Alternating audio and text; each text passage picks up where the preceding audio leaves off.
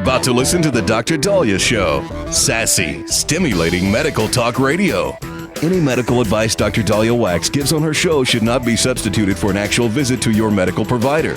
And now, here's Dr. Daliah.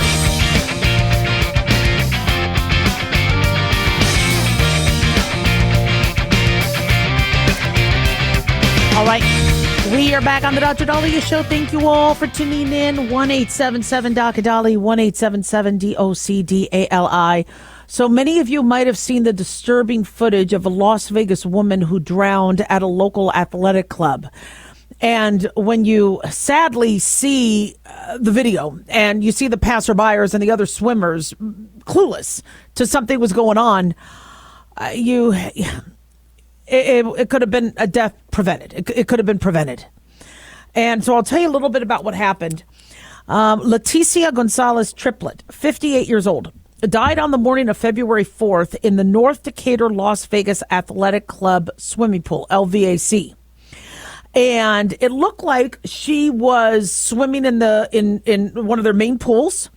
And then all of a sudden, it looks like she starts to splash and not seem to have control. It looks like she went to the side where there were stairs and tried to grab onto the rail. And while she's there trying to keep her head up, but her back, at first you're thinking she's getting sucked in or something, but no, she wasn't by any of the filters. And you see her back and you see the legs up on the stairs, but she's kind of back, almost like as if you were falling back into the pool. And you see somebody walk down the stairs and just walk by her like, excuse me, did they think she was playing? I keep saying this, people don't know how to identify drowning victims. And when you look at this video, I think the video was obtained by KLAS, Local News 8. You see her clinging, splashing, trying to keep her head above water. Then you see her go to the side of the pool, trying to get attention, it appears. We don't know if she was calling out. There's no audio, obviously, to this. And then all of a sudden, she's floating. In one view of it, you see her floating, possibly unconscious. And again, people walking by. Then you see somebody run over, jump in, and then bring her to the side. Other people jump in, and then it looks like they start performing CPR. Well, sadly, she died. An attorney for the LVAC gym told 8 News Now that Triplet, a U.S. Air Force veteran, was seen walking with crutches before she entered the pool. She, I can't explain why something like this would happen, but we do need to have, as I've said, we're so undertrained on medical emergencies. All kids should know CPR, basic first aid, how to identify a drowning victim. But these were adults. These are adults walking by and swimming near her. And we really have this isolationist attitude where, okay, I'm not going to be around you. COVID made it worse. Okay, you're doing your thing. You're on the stairs. I'll walk around you. Where is that? Are you okay? Are you okay? We don't do that. I remember growing up as a kid. Everything okay? Everything okay? Now it's mind your own business. Or don't talk to me. Or an engagement that might include an assault. So nobody looks at each other. Nobody talks to each other. Meanwhile, this woman is drowning. Unclear if she called for help. Now, when you look at the mechanism of this, there's been a couple drowning cases that have been caught on video. And people don't understand how they drowned. If they knew how to swim, if they were in shallow water, how did they drown? Well, there could be something else going on, such as a heart attack, a partial paralysis. Remember, there was that one girl, she was a nurse who was visiting America, and she was swimming, and she was videotaping herself swimming because she was going to be making a TikTok or Instagram video. And then all of a sudden you see her kind of splash and she goes under. Did something happen to the lower part of her body and she couldn't hold the weight? She couldn't get herself back up? Did something pull her down? Same thing with this. Why was she on her back? Did she have a stroke? Did she have a mini stroke? Did she have a heart attack? Did she have an aneurysm? What made her weak and unable to pull herself up? We make jokes about cramps. Have you ever had a cramp when you went swimming? I had a cramp when I scuba dove and when I snorkeled, and that's bad when you have a cramp because, one, it's very painful and you don't have use of that leg when you get a cramp. Two is you're trying to pull yourself up and holler. I remember my husband was probably maybe 100 yards away from me, and I'm trying to scream cramp. Or, and you can't hear when water's splashing and your ears are... And I'm like, if I could be in trouble. And what I did is I got on my back. I got on my back and I kind of back kicked and I was able to get myself closer to him. But with a cramp, not easy. And so I'm looking at her right now. It looks like she's having a medical event. And she's trying at the same time to keep her head above water, and she can't manage both. And sadly, she drowns. Should have never happened.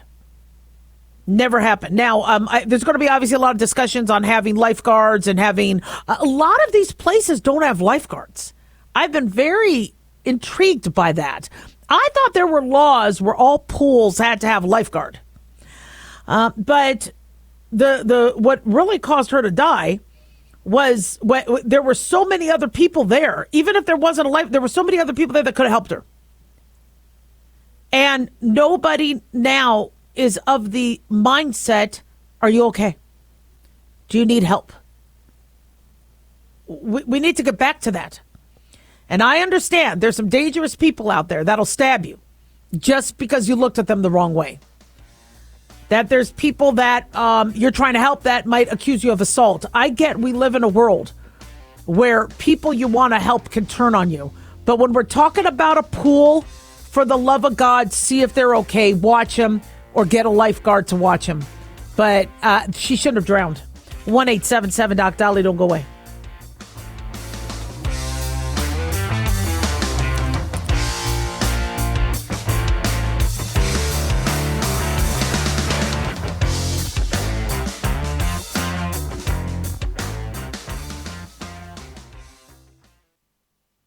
Let's see, if something costs less, but people are happier with it, that sounds like something to look into, and that's MediShare. Maybe you've heard switching to MediShare to pay for healthcare can save the typical family $500 a month, and that's huge, but it's also true that people are way more satisfied after making the switch, too. The customer satisfaction rate for MediShare is double that of the typical health insurance plan. Double. MediShare works. It's been around for more than a quarter century, and members have shared more than $3 billion of each other's bills.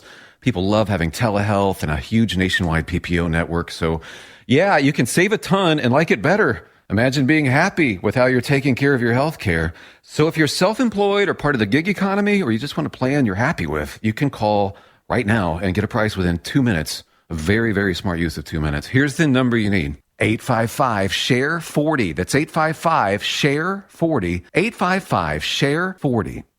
Hey guys, it's Dr. Daliah. Fantasy football season is coming, but sadly, too many of you are taking the bench while the country takes part in one of the most exciting and lucrative industries out there.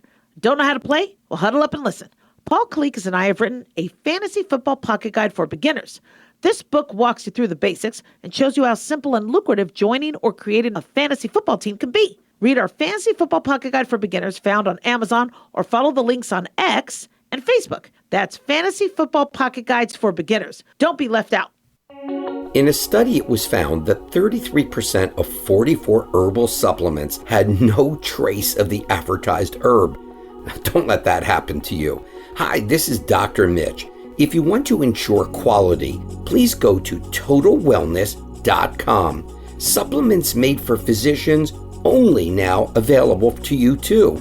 TotalWellness.com, helping you to look good, feel good, and enjoy total wellness.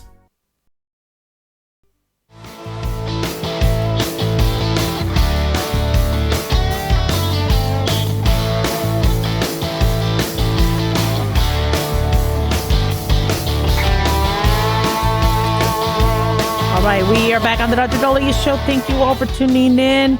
1-877-DOC-DALI, 1-877-DOC-DALI. Big thanks to Talk Media Network for making the show happen, and big thanks to Daniel, our producer. So we are, as each day progresses since the Trump assassination attempt, getting more and more shocked by some of the details that were overlooked or not acted upon. And it's frightening, very, very frightening. And it's a miracle Trump lived. It's a miracle. And as we slowly start to piece this together, there's been many individuals that have spoken out saying, if this was this ridiculous a security breach, do we have to entertain the idea that maybe this wasn't all an accident? I don't like to go there. I don't. I mean, obviously, we have somebody who wanted Trump dead. The shooter, Thomas Matthew Crooks. Did he work with somebody? Did he get recruited by ISIS? Was he a plant from somebody else? I mean, to me, he looks like some punk. And the communications that he had should be fairly easy to trace. You look at any video games he played, Discord, things like that. If he was a big gamer, cell phone. A lot of them might not have a lot of social media, but might not be how they communicate. They might be communicating through games or on Discord. And so you would think some of that information would have already been found. We're not hearing about it yet. This guy looks like he was a lone actor, but then the questions arise. This 20-year-old punk who was good in math and science and didn't know if he was a Republican or a Democrat because he registered for Republican and donated to the Democrats. And you start to kind of wonder, how did he know to bear crawl? How did he know to choose a sloped building 130 yards away? How did he evade not only Secret Service, but local law enforcement and FBI? So I as far as I'm concerned, you always have to, whenever there's a tragic situation, or in medicine or law or anything you do, you have to look at all possibilities. Because one thing I've learned is if something isn't right, it's not right. If something smells fishy, it's fishy. And I'm not saying this was all planned in terms of Secret Service, or I'm not saying that. In fact, the Secret Service agents that you saw on Saturday, trying their hardest to shield Trump and protect him from any harm, putting their life at risk, God bless them. But we are already working under the assumption that somebody wanted him dead. And the follow-up of people on social media upset that it didn't happen. That I don't know if this Thomas Matthew Crooks was the only person involved. Do I think Secret Service had anything to do with it in terms of planning? No, I don't. I'm not going to go there. I think it still does need to be, somebody, I've seen enough movies where somebody said, stand down, I'll take care of this. I mean, if we do need to see the comms and all that, but I'm not thinking that. I'm thinking there was some really gross negligence. I think there were lack of resources and poor planning. And also unqualified individuals there. If a cop saw the shooter beforehand, what were the comms? What did he notify anybody? How come he didn't stop him? If the guy pulled the gun on him, how long did he have to retract to safety and then shoot again? Again, I can't speak for what that would be like. You would think, I would have gone up there and I would have just wrestled him, and I would have, if somebody points a gun to you, your initial instinct will be to recoil. That's, you can't comment on that if you've never experienced it. But when you look at all the issues, it was an absolute cluster that you start to wonder. Now, I mean, this couldn't have been poorly planned worse than. Was there some It's. I think all theories need to be looked at. That's why this has to be investigated. And multiple agencies need to investigate it, not just the FBI.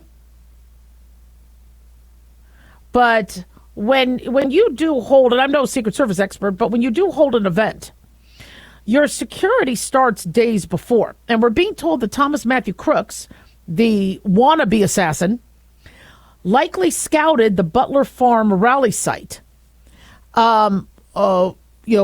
previously. It looks like he knew where to go. And we're being told that, he was spotted 3 hours before.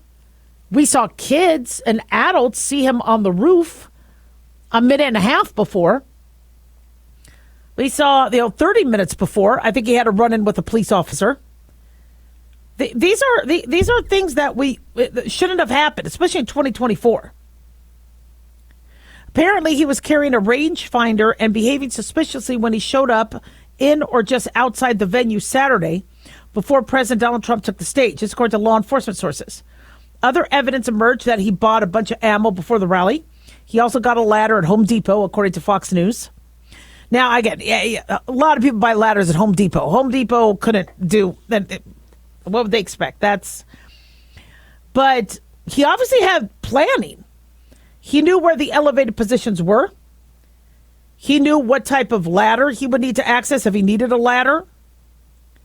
There was advanced planning. And he also had explosive materials in his vehicle. He bought body armor, but he didn't wear it when he climbed the roof, we're being told. Probably because he wanted to look like he was in regular clothes. Now, we're told he never used the ladder he bought. He climbed up an air conditioning unit to get onto the roof. He didn't really look that athletic to me, but I guess he knew how to scale a building. And so, I think all theories have to be looked at, but this is the man that tried to kill President Trump. So obviously they have to focus on anybody he spoke with, or if this was just a lone actor. But it's frightening nonetheless that this punk was able to outsmart multiple agencies at once. Now, we're being told that the parents called the cops to say he was missing before the shooting. According to Daily Mail, the parents called law enforcement in Bethel Park, Pennsylvania, to say they were concerned about the son's whereabouts. Now, the shooting happened 50 miles from his home. Apparently, the kid told his boss that he needed the day off from work and gave colleagues the message that told them that he would be back on Sunday. And his father told law enforcement he assumed his son went to the shooting range to practice with his rifle and would be back later. But he never came back. And as time went on, he grew more concerned. At around 3 p.m. on Saturday, he was spotted at the rally security screening area, tried to pass through metal detectors with a rangefinder, which kind of looks like a small pair of binoculars. Which also, by the way, shouldn't that have already put him on the radar? They say the Secret Service watched him but lost track when he left the secure area. Then they think he collected the rifle, and then he climbed the building. About 40 minutes before the shooting, he was apparently back on the Secret Service radar, we're being told. And so as we're getting these reports, but did Secret Service stop him? Did they ask him what he was doing there? They said a Secret Service counter sniper team codenamed Hawkeye also spotted him looking at their position through the rangefinder. But again, not sure what came of that. So to me, my diagnosis, Secret Service was overwhelmed that day. Local law enforcement was overwhelmed that day. They might not have had the staff, they might not have had the resources, and they didn't prepare. I still don't understand why there wasn't drone footage or aerial coverage. And maybe there is this lack of priority when it comes to President Trump. I think anybody who requires Secret Service protection gets the same level of quality. I want to know that Biden's Secret Service team is AA+. I mean, we want to make sure that our public officials get the safety they deserve because they do put themselves out there. Their life is at risk. I don't want to see anybody get hurt. But this seems so halfway. It's frightening. Also not sure what the detonator and the explosives were going to be used for. Just a mess. 1-877 Dr. Daliah, don't go away.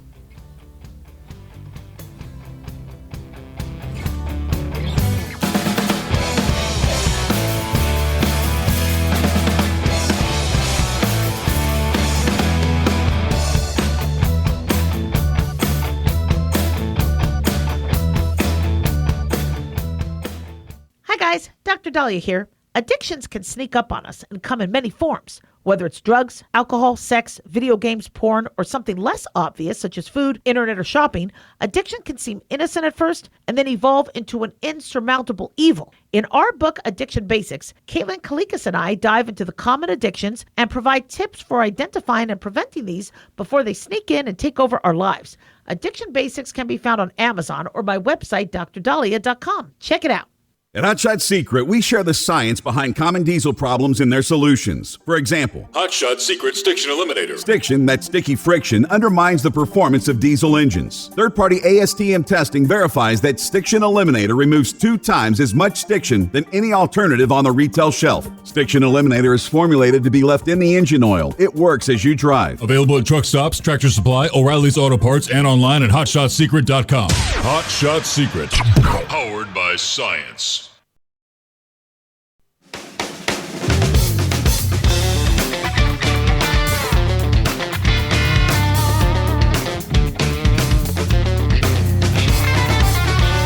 All right, we are back on the Dr. Daliah Show. Thank you all for tuning in. 1-877 Dr. Daliah, 1-877-DOCDALI. So one of my listeners had an issue with one of their online physicians where they were written a medication that interacted with another medication. And they were kind of concerned that the doctor wouldn't understand that, wouldn't recognize that, especially since now everything is so software dependent where your software will catch mistakes. I think they were answering in response to my talking about how a lot of things are now halfway and we don't really seem to be having as much quality things done these days. And I'm not a big fan of things being done half-assed. That's the term I like to use. So let me talk about what you guys need to be aware of if you have a medical provider that might not necessarily be up to par with drug interactions, etc. So there is a checks and balances, and your checks and balances is your pharmacist. I never want to rely on the pharmacist. I think it is my duty, and the pharmacist has a lot on their plate. And so it is still my responsibility. It's on me to make sure that any medication I give a patient is the right medication. I'm not, it's ridiculous to think that I would write a medicine or a doctor would write a medication that would hurt somebody when we're supposed to do no harm. Well, sometimes what happens is a software may pull up, there might be a being conservative versus liberal in terms of being very picky and or not. And I err on the side of being more conservative and picky. Because if somebody does have a rare side effect, that's going to be on me. So, for example, you're not supposed to mix Zofran, a nausea medication, with your antidepressant, which is an SSRI, like sertraline or Zoloft or Paxil. So when somebody is on those medications, or even bupropion for depression, and they call in saying, I have nausea and vomiting, I'm reluctant to give the Zofran because there's drug interactions. Now, will some doctors do it? If they evaluate you're dehydrated, they're giving you IV fluids, and you just can't stop vomiting and they can't control it, then that'll take precedence. Maybe they'll tell you to hold off on your medication, or they'll come up with some plan. Just like with Paxlovid. Paxlovid has drug interactions. And so some of you have been told to stop taking some of your medicines while on it. Some of you have been told never do that. And so it really depends on your situation. Yet in the past, we have prescribed those medications before without an issue. Some of you will say, look, I've been on yeast infection medication before. All of a sudden now I can't take it with this other medication. Well, if your doctor is not prescribing to you in an old-fashioned kind of pen and paper type of medical chart, and now they're using the software that gives them alerts and some of the latest and the greatest, because when new side effects come out, when we learn of something new or a new black box warning, that gets added to software. And so your provider might not have been aware. I just want you guys safe. I know there's a lot of, there's a lot of liability, and doctors are being accused of just kind of saving their ass and just trying to cover themselves so that, but I have seen some very severe, scary side effects that should have never happened to the average population happen to people. So you need to, a doctor or a medical provider needs to put the patient first. So like, for example, there was, I forget if this was 2008, 2006, there was a young girl on Thanksgiving weekend with a fever. Her mom gave her Motrin, and she ended up going through this Stevens-Johnson reaction where it's almost like an allergy, but a horrible immune response just for taking an over-the-counter fever reducer, something that kids have taken safely forever. So as a medical provider, you always have to balance what does the science say, but also what could be the worst thing that happens to my patient if I do this? You always have to think about that, because luck of the draw, your patient could be the one that has the reaction. That's why when we give vaccines, we still always explain what parents need to look for. We always, want them to understand, have informed consent. We don't blow off, oh, yeah, there could be side effects, but no. Because their child, or they could be that 1 in a million that has a bad side effect. There's side effects to everything. And so if some of you are frustrated because you've been able to take, medications at the same time, like a lot of you don't know this, but if you take ACE inhibitors, like lisinopril, benazepril, Zestril, and you take it at the same time as anti-inflammatories, like Motrin, ibuprofen, naproxen, you could have a major kidney reaction. It could cause an acute kidney failure. Now, many of us have been doing that all along without a problem. But in theory, these medicines work on the glomerulus, the filtering part of the kidney, on 2 different vessels, one feeding it, one leaving it. And you could bottom it out, taking those medications. And if they act at the kidney at the same time, so I don't want you to be on NSAIDs if you're on certain blood pressure medications. Unless we know that your kidneys are healthy and there's no other option for you. The medication side effect, I don't want to call it an industry, but the field is huge. The pharmacology. That's why pharmacology is in and of itself its own science, because these medicines interact. Many of them could interact by causing side effects. Many could interact with the metabolism of one, so now you have higher levels of it. That's why you can't drink grapefruit juice when you're on statin medications, because you could then have inappropriate levels of the medication because it interferes with the liver's metabolism of it. It could be that the 2 medicines don't jive well. And so if you used to take a medication and now you can't, and the doctor you never met is saying, whoa, we need to rethink this, don't yell at them. What I always do is I always on the notes show them that an irregular heart rhythm could be a side effect, or serotonin syndrome, or because I want them to learn. Now, some of your doctors might say, no big deal. You've never had a problem before. You've tolerated it before. I'll do an override. You're good. But other doctors, no. And one of the reasons why is, one, they have to put you first, but two, something goes wrong, they could lose their license. If there's written science saying two medications should not be given together, there's major drug interactions, and that doctor does, there's no defense. That person, they get sued and they could lose their license, depending on how significant the reaction was. So we talk about liability a lot on the show. I've been very, very lucky never to be sued for any medical issue. I've been so lucky. I don't think I've been sued at all, but I've been very, very lucky in that respect. But the patients are the ones who are lucky. But it's because I constantly read and I constantly check. And I make sure that nothing I do could put somebody at risk. Which means if you are on a medication that could interact with something else, and you really, really want your migraine medicine, or you really want muscle relaxers, or you really want nausea medicine, or what, then you might need to talk to your medical provider about maybe switching you to a medication that's safer.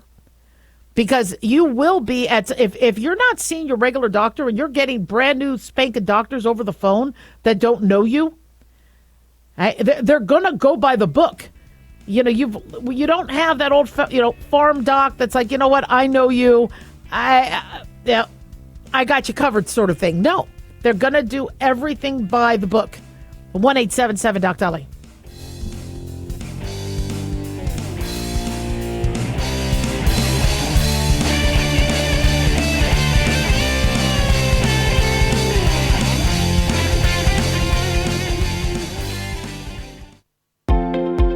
Considered by most, optimized curcumin is one of the few bioavailable and highly absorbable curcumin products on the market.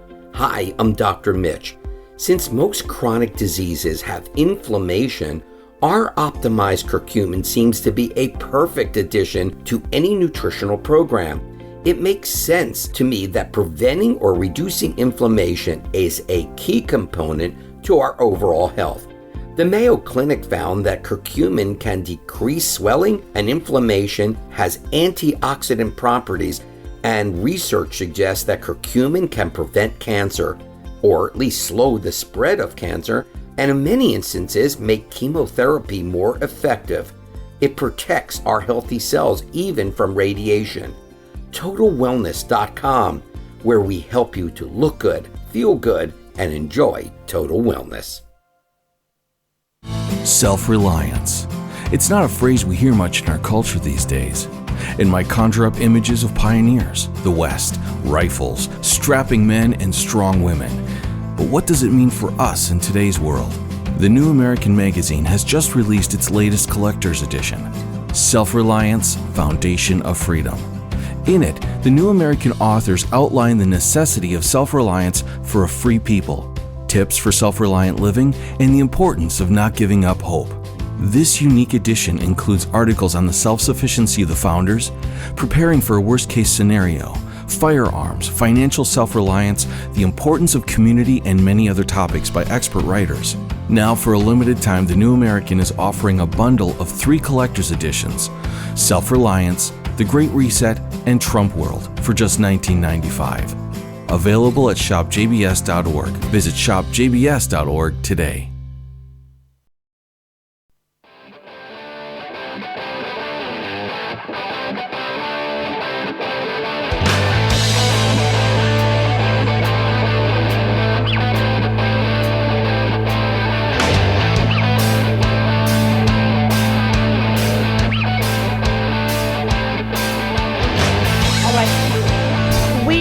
Dr. Daliah Show. Thank you all for tuning in. 1-877-DOC-DALIAH, 1-877-DOC-DALI.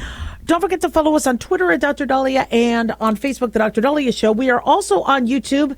Don't forget to click like and subscribe as we are putting up new content as often as we can, and we're going to be working on that. I promise. I got a lot going on, but I'm going to get it done. I'm going to get it done. So J.D. Vance has been chosen as President Trump's running mate. And I have to admit, I didn't know much about J.D. Vance. I don't I haven't been really up on all the senators, and I heard he was a Marine. I heard he was a Catholic. Yeah. But you also heard that he had some former criticism of Trump. And at one point, I believe it's been rumored he told somebody privately he thought of Trump as being America's Hitler. I really can't stand it when people keep bringing up Hitler as it pertains to our current politicians. I don't think Biden is a potential Hitler. I don't think Trump is a potential Hitler. Trust me, if I thought anybody would, I would be on that like flies on glue. I'll come up with a good saying for that. But I think USA Today said that in an interview, he was wary of Trump back in 2016. He said, I go back and forth between thinking Trump is a cynical term, I can't say, like Nixon, who wouldn't be that bad and might even prove useful, or that he's America's Hitler. This is something he wrote, I guess, in 2016 in a message to a friend. But this week, he said he changed his mind, obviously. He says, I don't hide from that. I was certainly skeptical of Donald Trump in 2016, but President Trump was a great president, and he changed my mind. I think he changed the minds of a lot of Americans.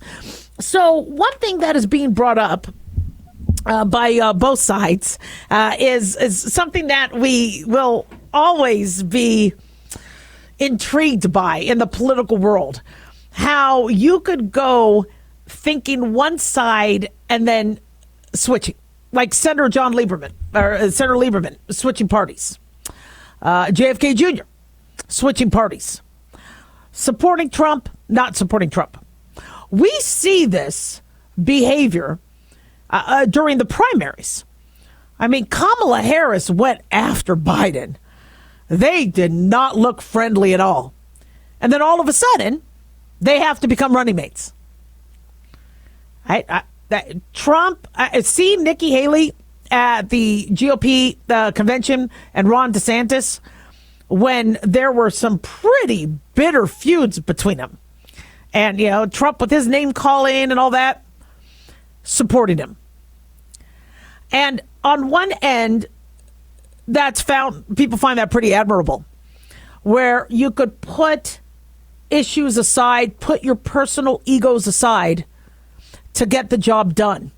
On the other end, people look at the Biden-Harris relationship or the Trump-Vance relationship then as not genuine. If you have people that are, verbally going after each other, and then all of a sudden, they're teammates, they're co-captains, they're partners. It makes people wonder how much of politics is fake. What's fake? Is it the hatred that was shown during the Democratic primary or during Vance's 2016 message? Was that fake? Or is this fake? Is it that you could change your mind? I can't stand that person. I can't stand that person. And all of a sudden, I got to work with you. You know what? We can make this work. I am very flexible with people. Unless you really do me wrong and I can't trust you. But as long as you do your work, I do mine, and I could trust you, I could work with you. Despite if you wronged me in the past. Especially if you made up for it, etc. I love the fact that Vance has military experience.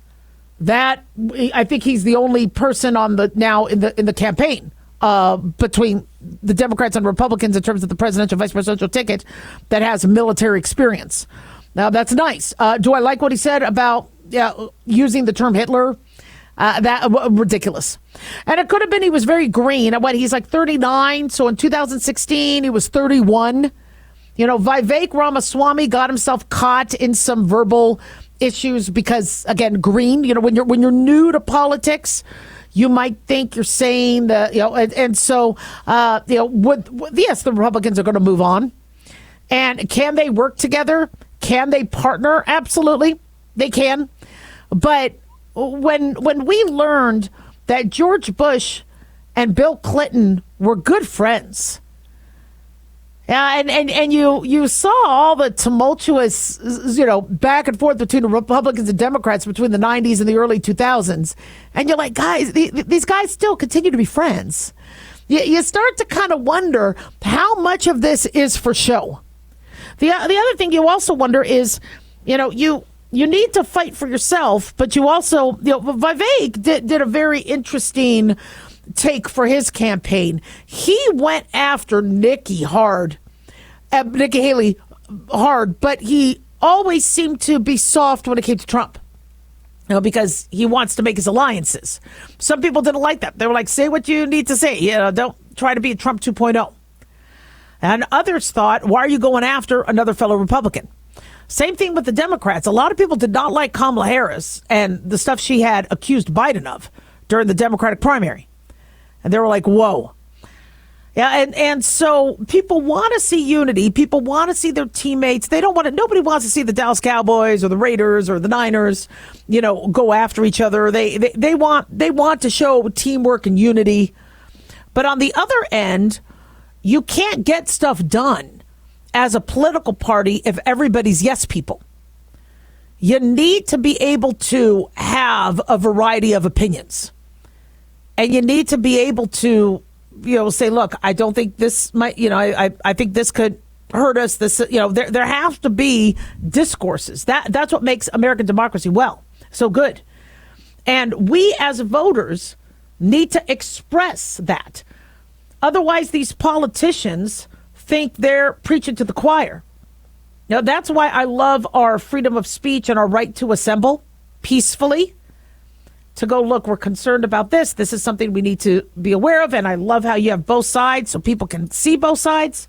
But politics is about getting elected. That's their primary job. So if you expect a politician to be like clergy, it's not going to happen.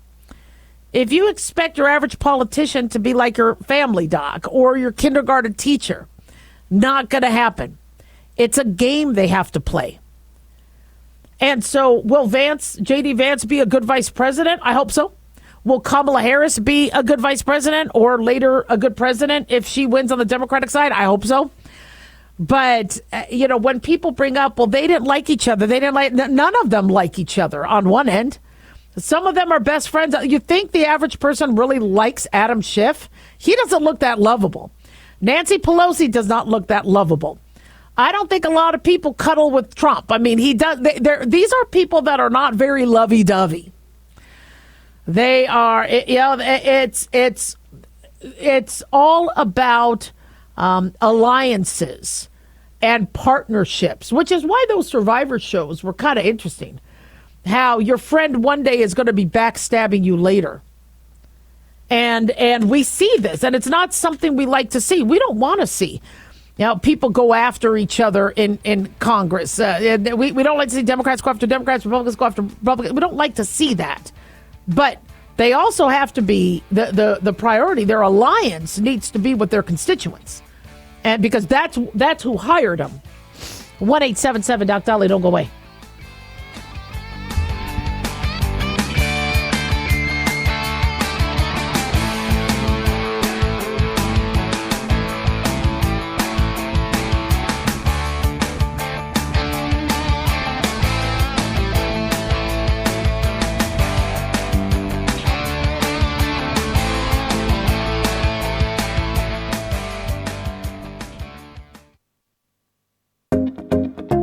Did you know that healthy arteries make a gas?